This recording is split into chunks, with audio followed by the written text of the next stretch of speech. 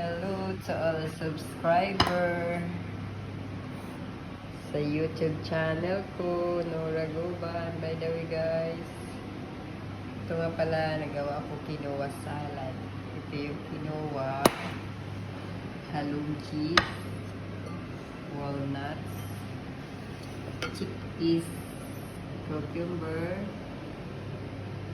pomegranate, and tomato, white onion, and parsley.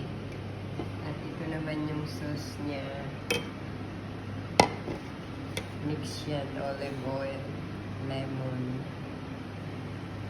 sesame, salt, and dry milk, and sumak. Thank you guys for watching. Please subscribe my YouTube.